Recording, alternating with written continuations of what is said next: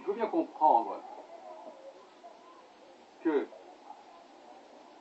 le temps de l'astrologie est un temps court. Ce n'est pas le temps des astrologues d'aujourd'hui qui est un temps immédiat, qui ne savent plus prévoir suffisamment à l'avance, vu qu'ils ne maîtrisent pas la complexité de leur propre technique. Mais ce n'est pas non plus le temps long sur des demi-siècles ou des siècles ou des décennies. On ne peut pas faire du travail sérieux de cette façon. La précision est indispensable. Et quand je parle de précision, je m'entends. Quand j'entends un astrologue parler de précision, je commence à me méfier. Ça veut dire qu'il va croiser plusieurs planètes, plusieurs configurations pour fixer une date.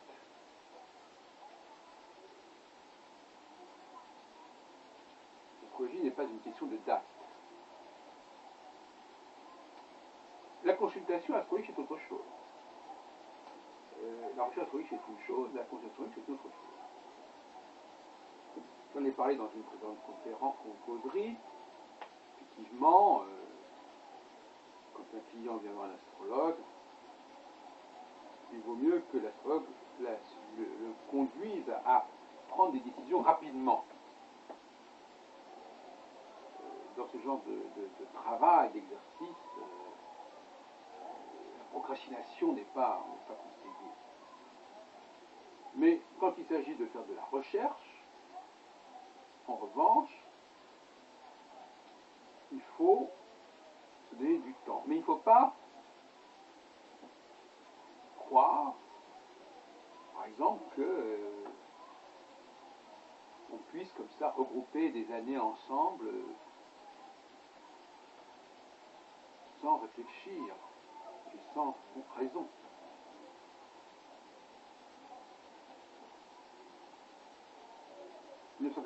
Décembre 1989, ce n'est pas le mois de février ou le mois de mars 1991. En décembre 1989, nous avons Saturne qui est autour de 13-14 degrés du Capricorne.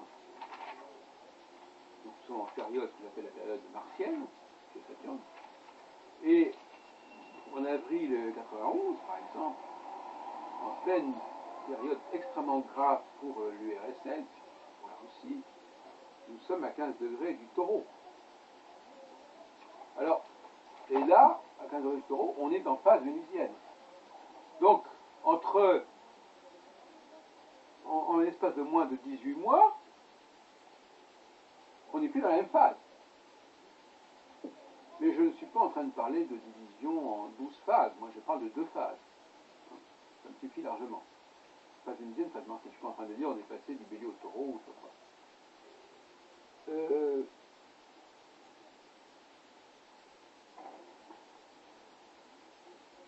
Il est donc nécessaire de travailler avec des ouvrages quand même assez pointus, de ne pas se fier à des souvenirs et comme je l'ai dit dans une précédente causerie, là, tout de suite, avant, en 91, la Russie n'est pas du tout au même état qu'en 89. Si effectivement l'Union soviétique est en crise, si effectivement le bloc communiste est en crise, la Russie, elle récupère tout ça. Elle s'empare de tout cela. Je l'ai déjà dit tout à l'heure. Et pour elle, c'est au contraire une forme de décolonisation, si on peut dire. Elle se débarrasse de ses colonies et elle ne s'en porte pas forcément plus mal. Comme la France ne s'est pas forcément portée plus mal d'avoir abandonné ses colonies, et on pourrait parler de cela pour beaucoup de cas. Et quand ce n'est pas le cas, c'est pas forcément une bonne chose. Donc, il ne faut pas diaboliser le démembrement des empires. Parfois, cela peut conduire à des démembrement qui se produit en phase martienne, peut conduire en phase vénusienne à un recentrage et en quelque sorte, au contraire, à une domination. Alors, André Barbeau propose le cycle Saturne-Neptune, il a parlé aussi, qui se reproduit en 1917, en 1953, en 1989. Je ne suis pas du tout convaincu de cela. Mais le mérite que j'accorde à André Barbeau et qui est considérable, et en cela on peut regarder qu'il ne soit pas suivi, qu'il n'est pas du tout suivi, en tout cas il ne soit plus suivi, c'est l'idée absolument géniale de ne pas tout mélanger. Car quand André Barbeau dit étudions le cycle Saturne-Neptune, il entend par là qu'il ne faut s'intéresser ni au zodiaque ni aux autres planètes. Il faut étudier ce cycle, et ce cycle seulement. Et ça me paraît tout à fait intéressant.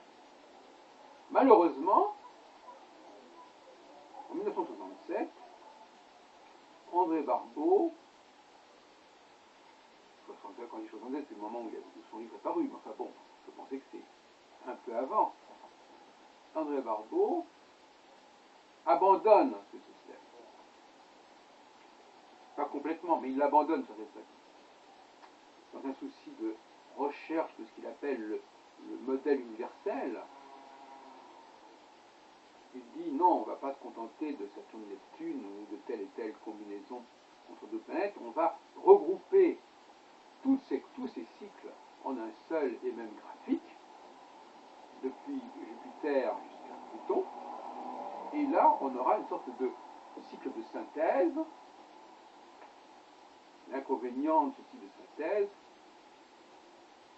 qui a l'avantage, effectivement, une fois de plus, de ne pas tenir compte du zodiaque, de ne pas tenir compte des signes de la symbolique zodiacale, qui est complètement exclu dans toute l'astrologie mondiale de Barbeau, en tout cas sur ces deux exemples que je vais vous donner, et de voir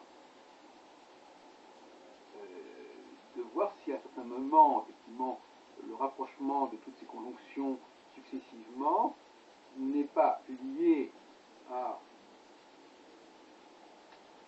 des événements extrêmement graves, extrêmement pénibles, éprouvants pour l'humanité, et si, c'est son point de vue, et si en période de dispersion de ces configurations, on n'est pas dans cette période qui sont plutôt de détente. Donc quand la courbe descend, se creuse, on est en phase de concentration, de regroupement, d'accumulation de conjonctions concernant ces 5 planètes, Jupiter, Mars, Saturne, Uranus, Neptune et Pluton. Et quand ces 5 planètes ne sont plus du tout les unes proches les unes des autres, on aurait une remontée de la courbe, donc il y aurait moins de problèmes. Là, franchement, cette façon de voir est assez simpliste. Elle n'a d'ailleurs pas été confirmée dans les années 80, je suis même pas pour le savoir.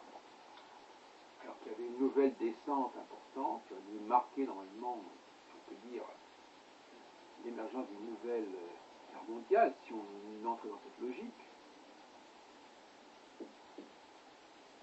En fait, la solution n'était ni l'une ni l'autre.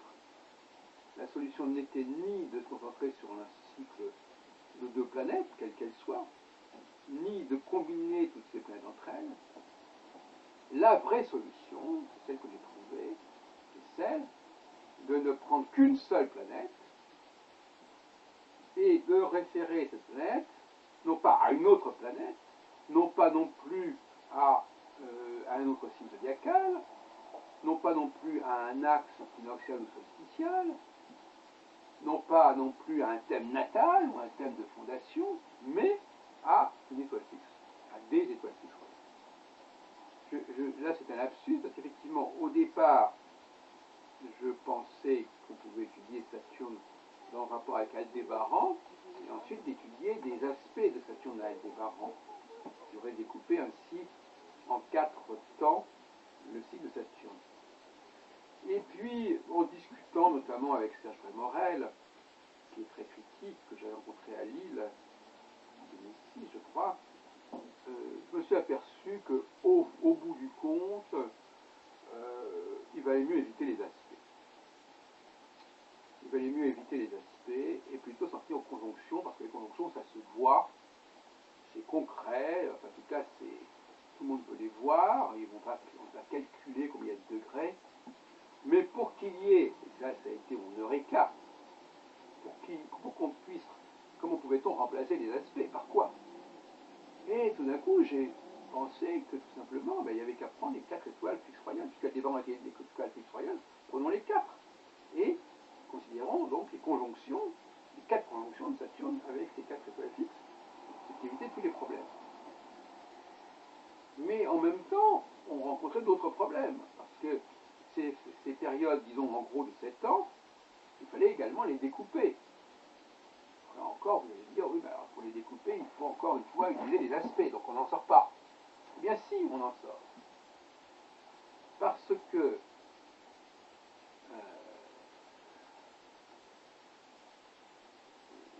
dans un système binaire, il n'y a pas besoin de découper. Dans un système binaire, et c'est vrai pour le jour et la nuit, eh bien, voilà. Le jour laisse la place à la nuit, automatiquement, inévitablement. Donc il n'y a pas besoin de supposer je ne sais quoi. Du moment que ou tout simplement un signal existe, et quand le signal n'existe plus, eh bien, il n'existe plus. C'est la fameuse histoire du chien de Pavlov. Quand le signal prend tournure, le chien de Pavlov le capte, et quand le signal est beaucoup trop vague, quand il se distend, eh bien, il n'exerce plus d'effet. Donc, voyez-vous, on est arrivé comme ça à un signal extrêmement, extrêmement simple. Un autre obstacle qui se présentait, c'était la question comment les astres agissaient sur nous. Question fondamentale. Un, comment ils agissaient sur nous, et deuxièmement, éventuellement, comment on en captait les configurations alors qu'on n'était pas dans une culture astronomique. On pourrait parler de subconscience. Et c'est là que j'ai introduit le résultat de mes travaux et de mon intérêt pour les femmes, en disant ce n'est pas toute l'humanité qui capte ces énergies, mais la moitié de l'humanité. L'humanité nocturne, justement, c'est une humanité de la nuit qui a besoin, qui est beaucoup plus technologique. La nuit nous entraîne vers beaucoup plus de technologie. Et fait penser à Paris by Night, avec toutes ces enseignes lumineuses, n'est-ce pas, qu'on admirait au début du XXe siècle. Eh bien, c'était tout à fait, l'aspect électricité, c'était tout à fait technologique. En plein jour, il n'y avait plus Paris by Night. Hein. Paris by Night, paradoxalement, c'était très éclairé. C'était un éclairage artificiel, martien. Comme l'énergie martienne, et c'est plutôt celle du revolver que celle du lutteur. Et donc, l'idée, c'était de dire, voilà, effectivement, les femmes ont un rôle à jouer à ce niveau-là. C'est elles qui nous répercutent les signaux qu'elles captent parce qu'elles ont une sorte de mécanique de radar qui leur permet de les capter, et selon qu'elles sont programmées pour se rapprocher des hommes, ou qu'elles sont programmées, ou quand ce signal de rapprochement, ne sont même pas programmés, s'estompe, quand ce signal de rapprochement s'estompe, se dissout, eh bien ça crée deux phases. La phase martienne quand le signal est très puissant, et la phase vénitienne quand il est très faible. Et la phase martienne, pour des raisons qui sont liées à une certaine lecture de la Bible dont j'ai parlé déjà, dont je ne reviendrai pas, la phase martienne babélienne va détruire l'unité, et d'ailleurs le système astrologique est là pour torpiller l'unité, la possibilité des hommes de s'unifier, de s'unir, mais quand ce signal n'est plus perçu par les femmes, eh bien elles ne mettent plus le grappin sur les hommes, elles leur laissent un peu le champ libre, elles les laissent respirer, elles se retirent, du moins, elles diminuent leur emprise, et à ce moment-là, les hommes vont pouvoir, à ce moment-là, se regrouper, se rassembler, et entrer dans une logique unificatrice qui impliquera, en effet, une certaine forme de domination de certains éléments par rapport à l'ensemble. C'est-à-dire qu'on passe d'un système de multiplication, de multiplicité d'unités, de petites unités, à celle d'un regroupement autour de facteurs particulièrement puissants et attractifs. Ce que j'ai dit tout à l'heure, il faut savoir que toute destruction d'un empire conduit à la prise de pouvoir des éléments les plus actifs, les plus dynamiques. Moi-même, quand j'ai créé le mouvement astrologique unifié en 1975, eh bien, je l'ai fait en phase martienne, hein, avec Saturne au mi-cancer, même à peu près là, et donc là, effectivement, il y avait une sorte de dislocation du milieu astrologique avec le CIA, le GERA, etc. Et donc, j'ai pu créer ma structure. Et lorsqu'est venue la phase vénusienne, c'est-à-dire que lorsque Saturne est entré dans le Lion, que la phase martienne avait commencé déjà,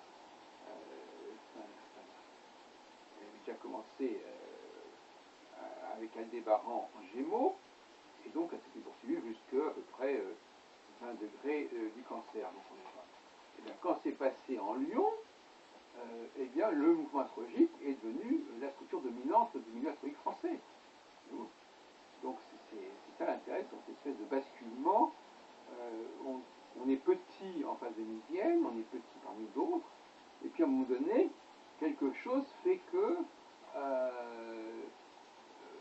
il y a une focalisation vers un élément central, un élément dominant. Et c'est comme ça qu'il faut étudier les choses. Et ça se joue sur quelques années seulement. Hein. Donc il faut vraiment travailler, il faut avoir une discipline historique, chronologique, année par année. C'est extrêmement pointu. Et c'est pour cela aussi que ce système de l'astrologie marceau-vénusienne sur la base de Saturne est un système qui est à l'échelle humaine, puisqu'on est dans une chronologie relativement brève, et que l'on peut l'appliquer à des conseils sur quelques années. Je n'insisterai jamais suffisamment sur le fait que l'astrologie mondiale n'a pas à être séparée de l'astrologie individuelle. Cela dit, en revanche, c'est là le problème, en revanche, il y a une astrologie générale plutôt, qui est une astrologie scientifique, qui est fondée sur un nombre de cas assez généraux, une classification générale, même si on inclut les travaux de Gauquelin, une typologie générale, une cyclologie générale, et puis il y a une astrologie personnelle, individuelle, qui, elle, est une autre astrologie, qui, elle, est beaucoup moins scientifique, qui est une astromancie, une astrosophie, une astrologie divinatoire, et qui, elle, a vocation à appréhender la spécificité individuelle et qui ne se situe pas au niveau des grandes catégories socio-professionnelles, qui ne se situe pas au niveau des grands mouvements historiques. Voilà. Et alors, paradoxalement, hier encore, j'ai assisté à une réunion de Didier Gélin où il entendait, par le thème natal, connaître la profession de la personne. Mais justement, c'est absurde, parce que la profession de la personne, c'est une catégorie générale qui n'a rien à voir avec le thème natal. Le thème natal, c'est vraiment les particularismes. Alors, je dirais que, alors bon, c'est ça qui est paradoxal. Normalement, au fond, dans ces réunions de Dimanche Liberté, que j'ai souvent filmées, qu'on trouve très facilement sur YouTube, Dimanche Liberté, vous les trouvez. Et dans ce Dimanche Liberté, au fond, le but, c'est de deviner la profession de quelqu'un. Ben, si on en reste à Gauquelin, il y a 5 professions, il y a 5 grands classements professionnels. Voilà. Bon, c'est pas la peine d'en faire tout un plat. Il n'y a pas à deviner. Ça, c'est voilà, si telle planète est dominante, si une des planètes de Gauquelin, Mars, Jupiter, Saturne, Lune ou Vénus est dominante, c'est-à-dire si elle est à l'horizon, si elle culmine, bon, ben, effectivement, ça veut dire que la personne a des chances, si elle s'y réalisait pleinement, d'exercer une activité en rapport avec cette profession. Point final. Bon. De même que le thème natal n'est pas forcément capable d'étudier, de structurer chronologiquement la vie de quelqu'un de manière satisfaisante. Parce que la vie de quelqu'un, c'est aussi un phénomène collectif. On ne vit pas chacun sur une planète. On vit une problématique collective, dans une chronologie collective. Donc, le thème natal, c'est véritablement un support de divination individuelle. C'est une autre forme d'astrologie, hein, tout à fait autre chose. C'est là le vrai clivage. Il n'y a pas d'un côté l'astrologie mondiale, l'astrologie individuelle, il y a d'un côté l'astrologie générale, socio-professionnelle, cyclique. De l'autre côté, il y a l'astrologie, le thème natal, avec la révolution solaire, avec les transits, avec les directions, etc.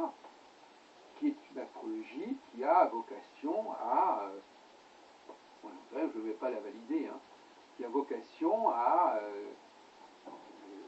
nous dire ce qui nous attend et surtout ce qui nous attend tout de suite. Effectivement, c'est ce que les astrologues savent faire de mieux. Ils vont regarder les planètes qui se présentent à ce moment-là. Ils pourront aussi bien d'ailleurs regarder le ciel, mais justement, et ça aussi c'est un peu un hic, c'est une astrologie natale, génétriaque, mais qui est toujours hybride, c'est-à-dire qui est combinée avec les configurations du moment de la consultation. Alors, c'est une invention du XVIIe siècle, je dirais, un peu à la suite de ce qu'a fait Jean-Baptiste Morin de France, et qui est, par mon avis, pas beaucoup plus intéressante que l'astrologie horaire d'un William Lilly à la même époque, au XVIe siècle aussi. Moi, ça m'énerve de voir des gens étudier le thème natal, alors qu'on voit très bien qu'en réalité, ils ne l'étudient pas. Ils situent le thème natal par rapport à par rapport à ce qu'on sait de la personne aujourd'hui, ici et maintenant, au moment de la consultation.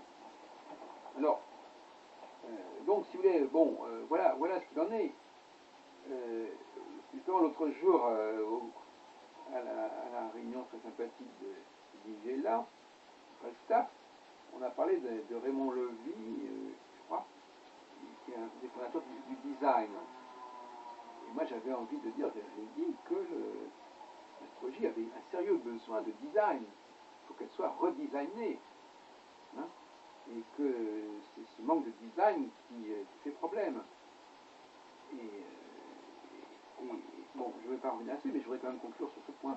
L'astrologie, toute recherche passe par l'élimination. On ne peut rien laisser de côté. Quand je dis élimination, c'est façon de parler. Toute recherche passe par le fait de dire, là, il y a quelque chose qui cloche.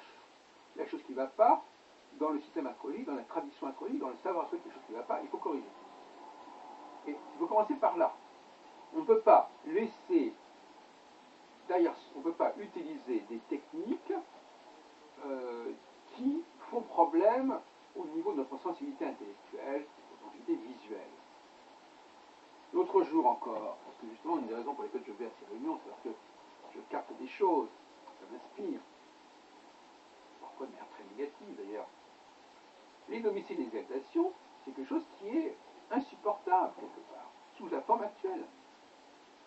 Il y a eu des travaux dans les années 70 de Lisa Mortogo et de moi-même où on a essayé de réformer, de restructurer les domiciles d'exaltation. Ça valait ce que ça valait, mais c'était cohérent, c'était équilibré, c'était harmonique. Eh bien, on a complètement ignoré ces travaux en France et on en en est resté à une espèce de chantier de côte mal taillée avec Vénus qui domine deux signes, Saturne qui en domine un, qu'un seul, mais qui en domine quand même un petit peu aussi un autre, etc. Enfin, tout ça n'est pas satisfaisant. Et quand on demande à un astrologue, mais comment expliquez-vous, par exemple, pourquoi Jupiter est-il en cancer, exalté en cancer, pourquoi Mars est-il exalté en Capricorne, pourquoi Vénus... Il n'en sait rien. Il va dire, ah mais ça marche. Mais ça, c'est des réponses de crétin. Ça marche, ça marche. Je vais rien dire que ça marche.